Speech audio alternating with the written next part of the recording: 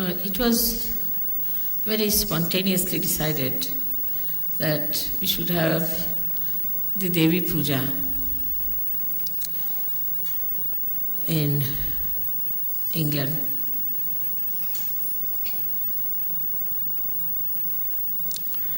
And this is the place where really Devi Puja should be, because it's the place of Sadashiva and where Adi Shakti should be worshipped.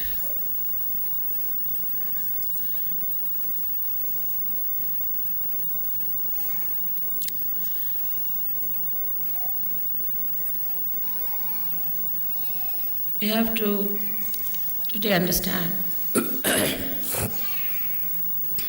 that why do we do Devi Puja? What is the reason for this Devi Puja? What do we get out of it? What are we supposed to achieve in our contents, within ourselves?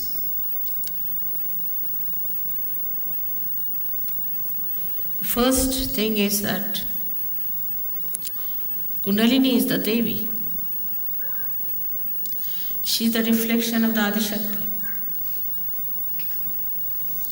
So when you worship Devi, first you worship also your own Kundalini by giving her credit, because she has given you this realization.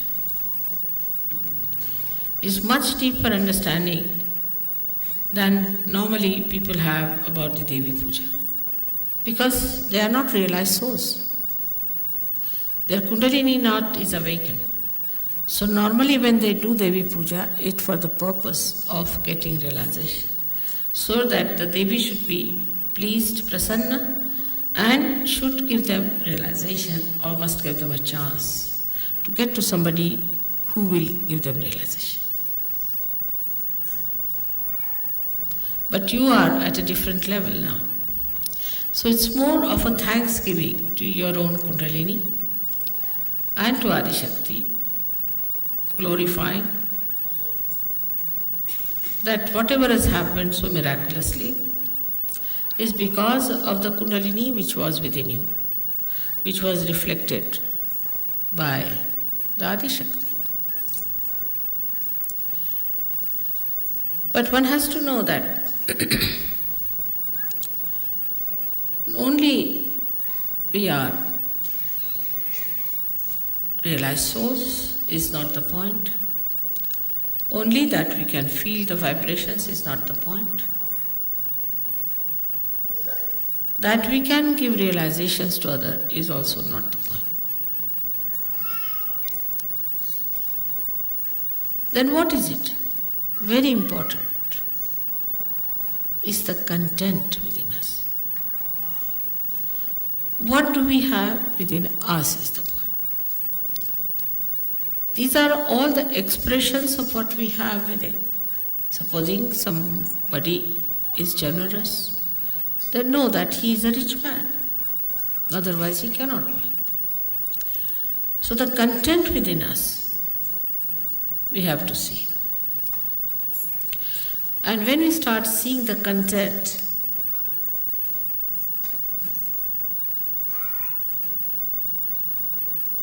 where do we find in the nature there is real content? We say the sea. Sea is there, sea full of water. So much of water it sucks in from everywhere. And then it allows itself to be boiled by the sun and gives rain.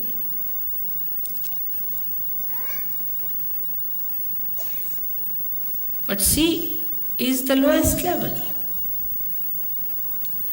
stands at the lowest level and sucks in all the water from everywhere. In the same way, a Sahajogi must know that to be really achieving more content, we have to be not at a higher level outside. It said in the Bible you have to be meek. But I think it was not explained to people. Only the strong people can be meek. Secured people can be meek. Only the rich, in essence, can be meek. Not the people who are insecure. Because they are insecure, how can they be meek? And not the people who we think are rich, so-called. Because if they are rich, they are not generous, they are not satisfied, they are not philanthropic. So they are not rich, they are still greedy beggars.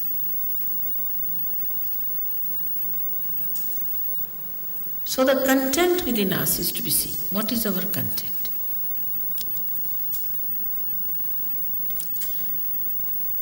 You love me, I love you. It's very good. But when you love me,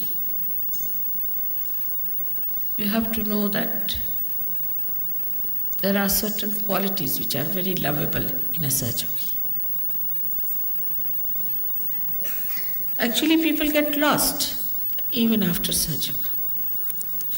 They think they can get over everything, are perfectly all right, and they are thrown overboard.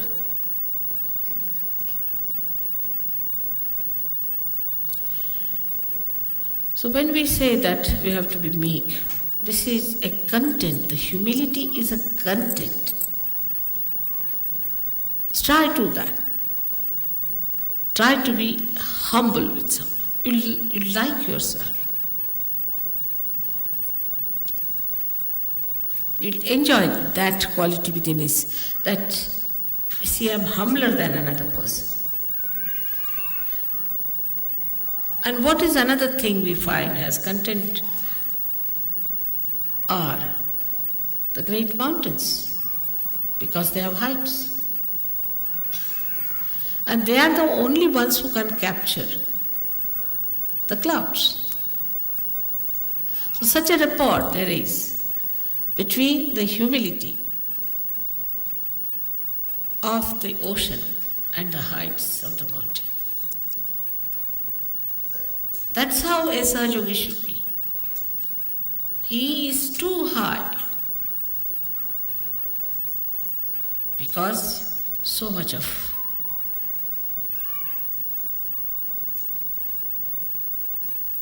content is there in that ocean. Then it has become beautiful, like clouds, and touched his height, his Kailasha, where resides the Shiva. So it's so joy-giving. Of course, as you have painted me there, it's true, that was my situation once upon a time. Today also it is my situation, no doubt, in a very subtle manner, because there's so much of negativity. And I have to work it out on all kinds of levels.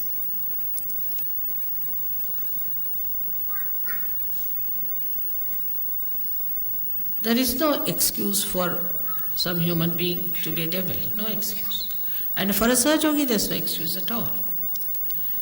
But still, once I have called you my son, my child, there's a little blessing, goes, I would say, a long rope. But that long rope, one should not care for. You have to care for your own quality, for your own inner capacity to suck in. Now look at the ocean as it is. All that is around falls into the ocean, everything. And then the sun, we can say that's the spirit, evaporates. Only possible in the ocean. It doesn't evaporate the river so much as it can because such a wide thing, such a deep thing, inexhaustible. And then absolutely pure material comes out of that. And that can go and touch the heart. Because as a Sahaja Yogi's hearts are at a very high level, where there is Shiva residing. Nobody can reach there except for the purity. And unless and until you have that largeness, that depth, that humility, and the maryadas, you know that sea never leaves its own maryadas. And if you press it from one end, it will express on one other side. It never leaves. If Pacific Ocean was even 100 feet deeper, there would have been a problem. So even in depth, in its height, in its spreading, it has its own maryadas. But in that maryada, he has a feeling that he is one with the nature, one with Mother. He is not disturbing the Mother Earth, nicely placed in the body of Mother Earth. Nature is bound by the divine. The divine looks after the nature, so everything works out beautifully, and you have freedom. And after Sahaja Yoga, you have greater freedom. Absolute freedom, because you can not be bound by anything nonsensical, anything sinful, anything base. You are above that like a mountain. And so wherever there is a combination of a mountain and an ocean, the ships can come. Deep people can only come to such shores where there is depth. That's how you achieve your depth, between your heart and your Bhavasagara. That beautiful area where people can come to you and just they know this is something great.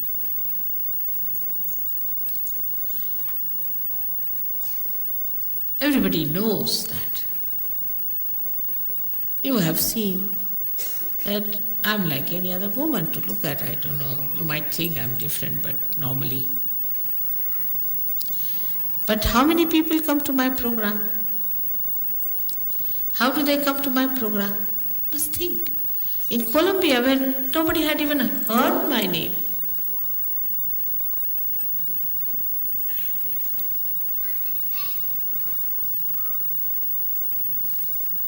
thousands came, very surprising. And people had no place to sit. In Russia, where, no question of they knowing my name, there are no books published, nothing.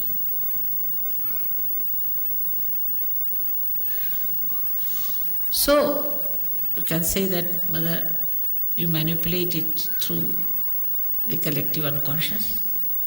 I do not, but it does. I think so.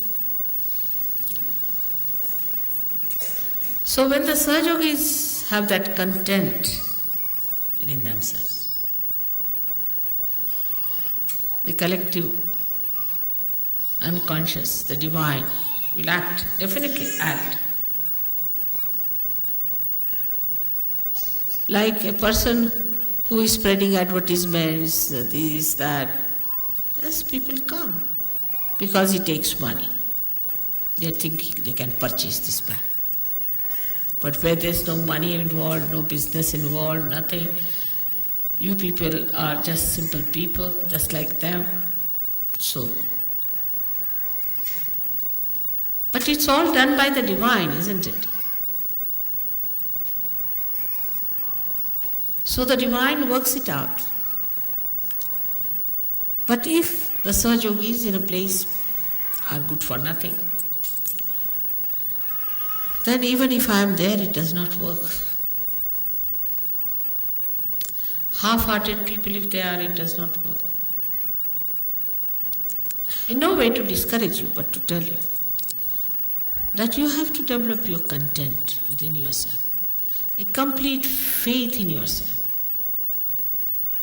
This is the greatest property of a Sahaja. And what is this ocean? It's love. It's love and love. It doesn't talk, it doesn't do much, nothing is to be done in this.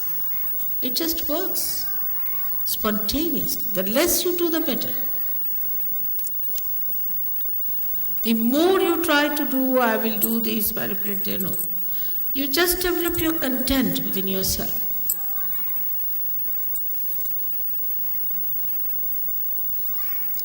And imagine you are also lucky.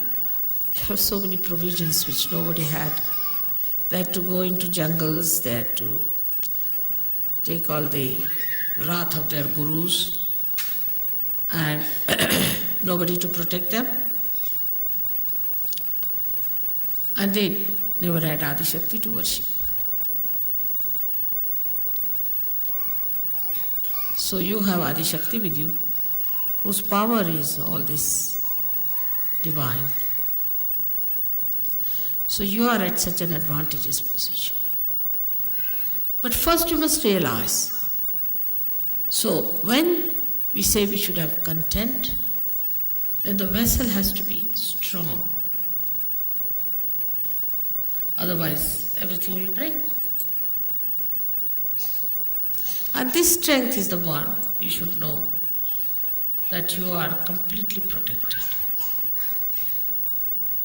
No one can harm you. They'll try. This has to be, otherwise how will you test whether you are absolutely safe or not? So somebody has to try some tricks just to see and for you to watch how you are successful. Without doing anything, you'll be amazed, everything will be cleared out. And you'll not know how things have cleared out, how things have worked out.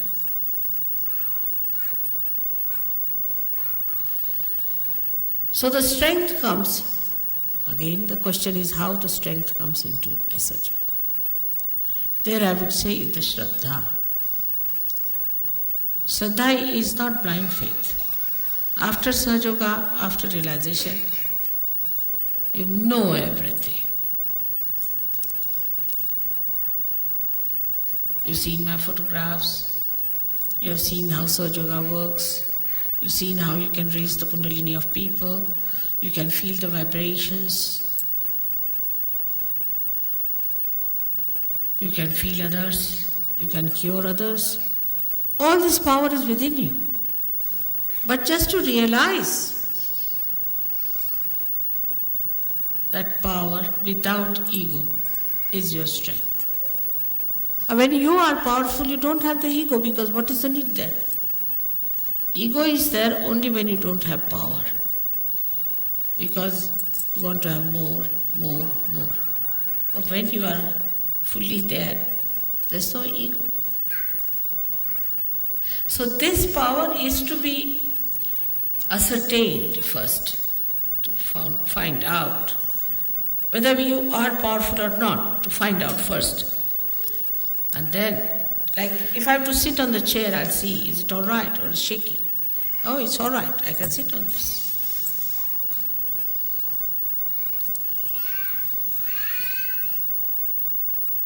Some Sahaja Yogis still remain on the periphery. There's sometimes a very big gap between some who have reached great heights and some who are outside. All these are negative forces which were killed long time back.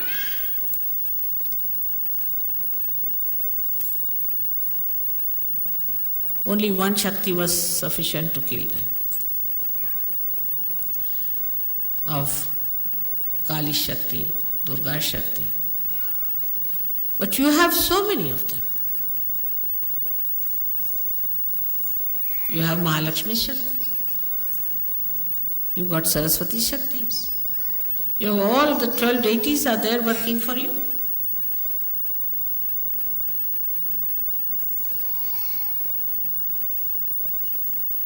So,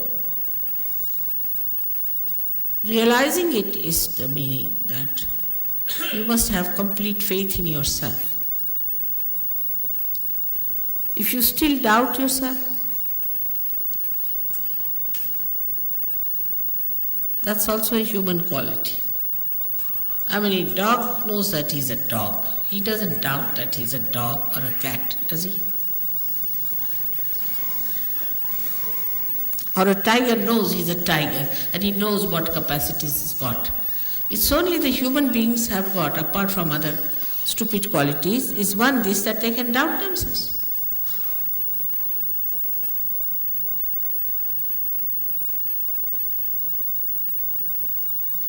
And this doubting quality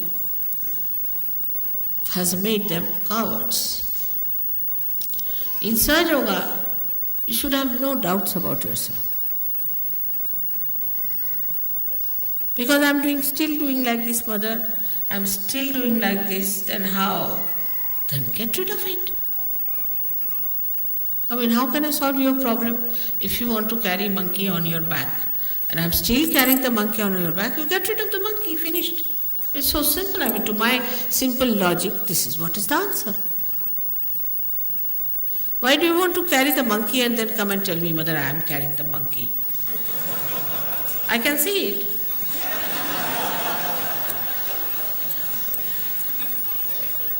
Get it off your head. Get it off your back. It's very simple. You are a Sahaja Yogi.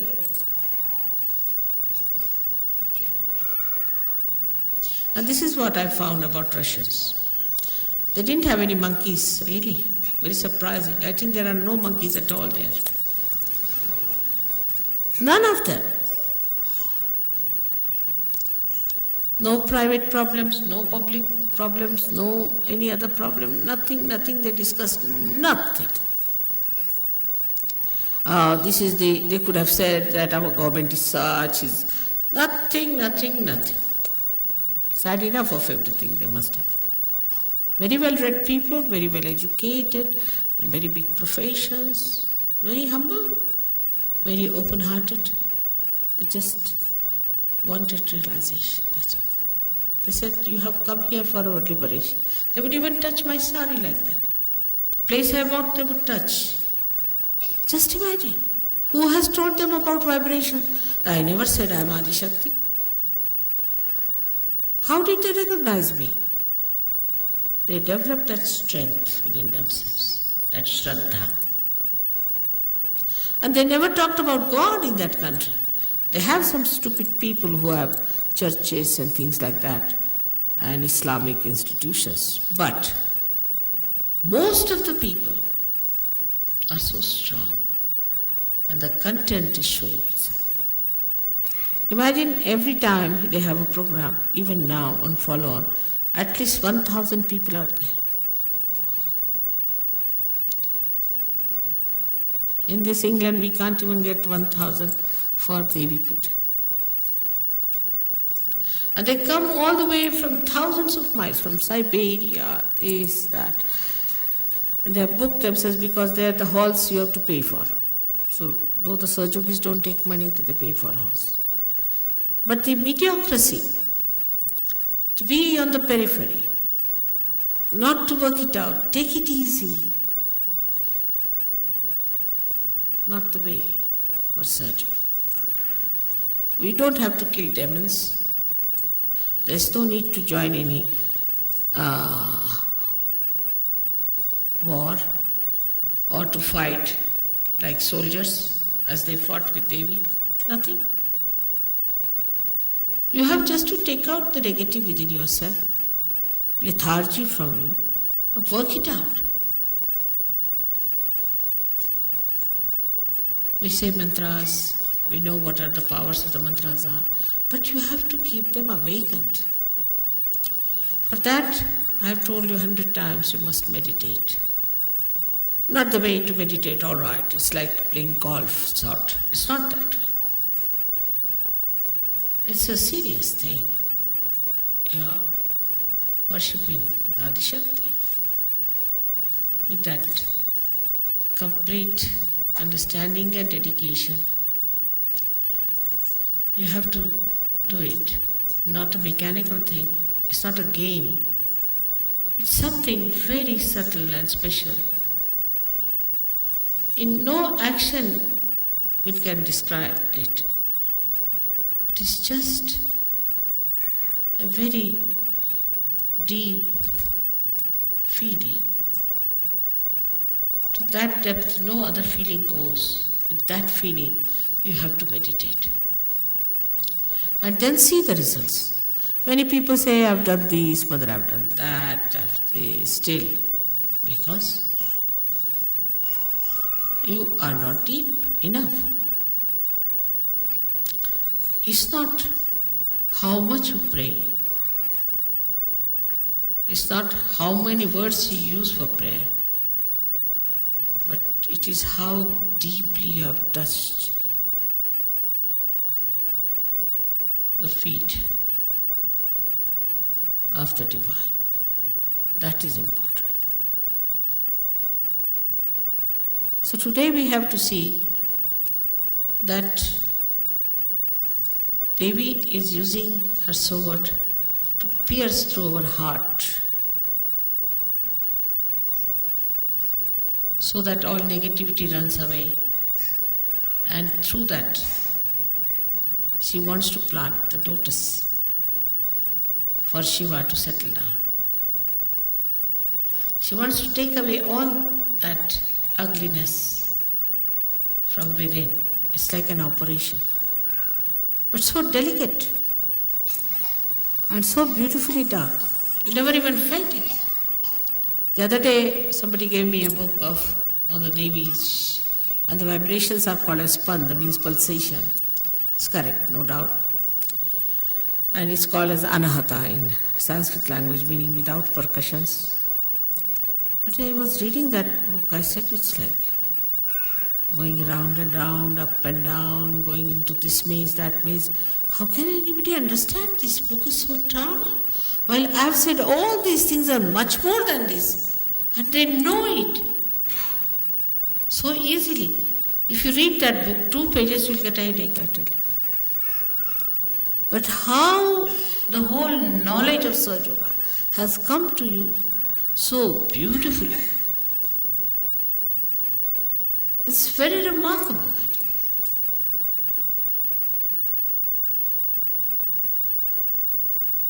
If you read the mantras, they'll give you explanations which has nothing to do with reality, sometimes I feel.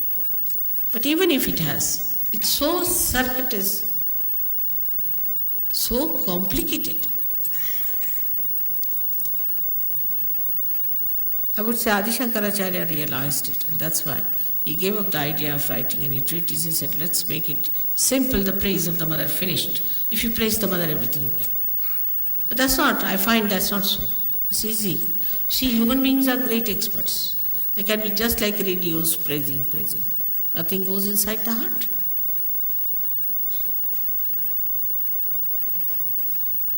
But you have to develop that depth. In Sahaja Yoga, we work through our heart, not through our brains. You have to develop that heart and to receive into it the greatness of other people. Now people can see what's wrong with others very easily. They don't want to see what's wrong with them. Any intelligent man can see that. There's no need to have realization. But a wise person sees what's wrong with him and he trusts. He trusts himself then because he's wise. He doesn't doubt. He knows he's wise. He knows what's wrong with him and what is to be done. So the work of the goddess is very different today, as you can see it clearly. Of course, symbolically it is the same. But it has become very subtle, very subtle. The first work is to destroy the negativity, which is going on, as you know. The more light comes in, the ignorance will disappear. This light will spread, all the darkness will go away. But you are the lights. You have to put the lights on. And you have to look after your light. And you have to make that light eternal. This is one work which you are doing. It's a beautiful work of the goddess. You are doing is to spread light, enlighten people. The negativity that is around you is not so dangerous as whatever is in you. Today it has become subtler. The negativity has become subtler. It's entered into your being. And be careful. It may any time topple you.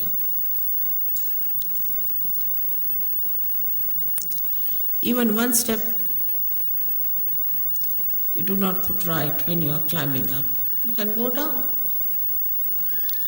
So one has to be alert, without tension. You have to be alert without tension. And the alertness grows when the light goes within, you start seeing. Immediately you see, oh, that's it. So, I, the so and so, that's it. And you know how to correct it. And you know how to put it right. And immediately you take to it. Like a good sari now has something fallen on it. Immediately you clean it. In the same way, we have to be very, very alert. Daksha is the word for that. Now this was the work of the goddess before.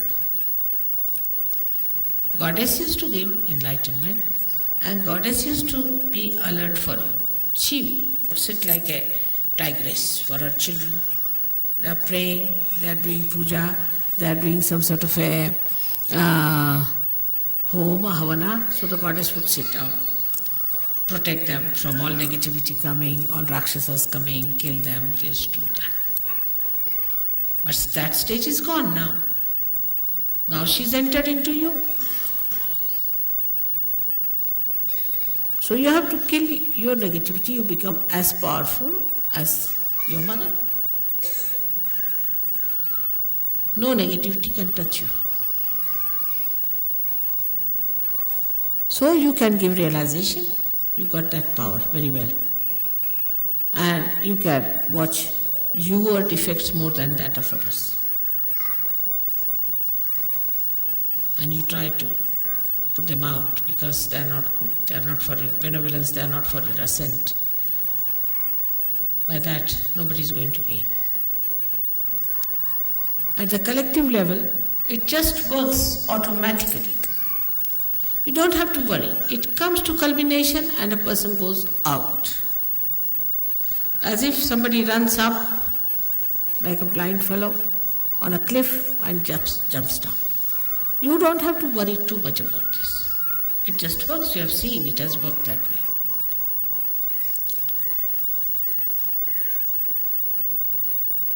Now another quality that you have, to believe that Goddess is working through you. In you she resides. You have got the powers. It's penetrated into you. Is that you can comfort people. You can cure them. You can give them peace. You can give them bliss. But then what Goddess has done in you is that she has given you the bliss. You have become bliss. Like they say a cool air conditioner, you get the cool from there. In the same way, if you are emitting bliss, you give bliss to others. But there is no bliss within yourself. But what bliss you can give to others? So a Sahajogi has to be a blissful like the Goddess. You see, she has very extreme characters, as you must have known that. She's extremely cruel. She can be very cruel. And she can be extremely gentle. like 2 ragas of yesterday. She could be extremely harsh, extremely harsh, beyond all human expectations. And she could be extremely mild.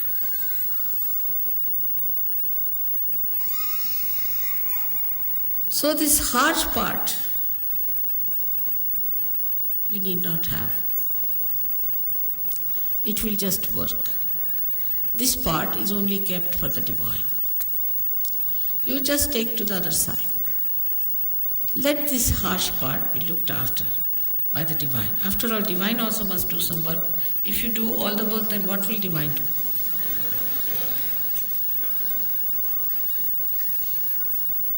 So the divine will look after that part. So you have to enjoy yourself as the goddess enjoys herself. Enjoys her place, enjoys her peace, enjoys her everything. Her creation, her children, their love, everything she enjoys. In the same way you have to enjoy. You have to know about everything. You have to be absolutely knowledgeable.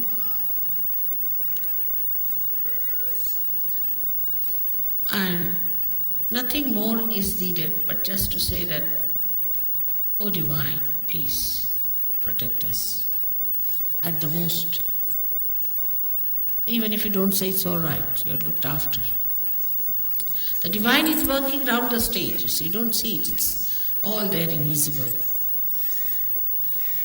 And you are on the stage. So they are looking out what to focus light, where to put, what light to put, what is to be done, what is to be changed around, everything they are arranging. You are nicely here.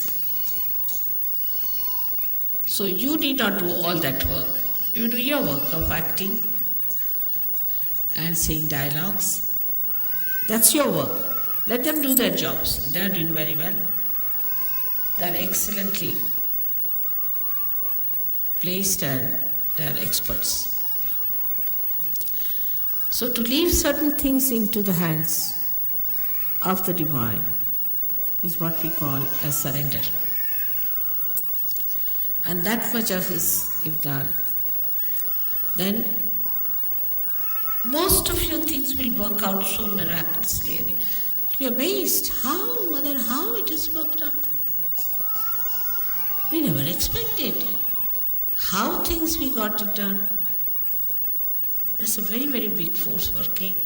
The force, the energy, which is the source of all the energies, which has created this great universe, which has created this Mother Earth, created this sun, which has created you very delicately. This force is working. And that force is looking after you. So proud of you that you have come on the stage now.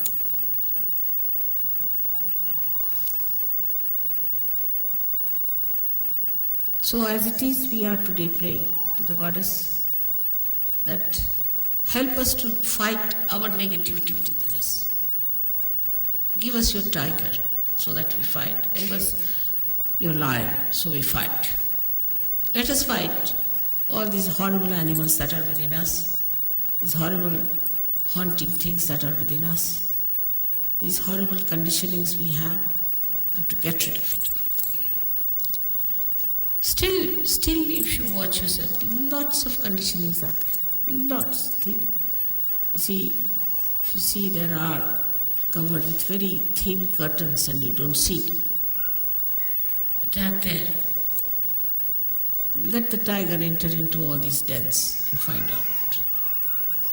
And you enjoy that, riding over the horse, riding over the lion and riding over the tiger. Like a goddess, why not? After all, children get all the heritage of the mother, don't they? So you have all the heritage available to you. But you have to be worthy in the sense that you have to know that you are worthy. That's all. You have to just know that you are worthy. and that you can do it. So again, today we are here to do this puja, which would have been in Perth, but somehow or other it was not so. And is luck for you to have this puja. And it is something of a very deeper nature, very subtler nature. Like your blood it is, because on these 7 days they say the goddess has to wear the red all the time, because it's blood. And the first color you see in the womb of your mother is red. It's the security. One side is the red rag, another side it is the security. So for you it is the security. Around you, every place you go, it is there. Just feel it. You have entered, I must say, into the kingdom of God, no doubt about it. You all have entered. So beautifully you are settled down. May God bless you.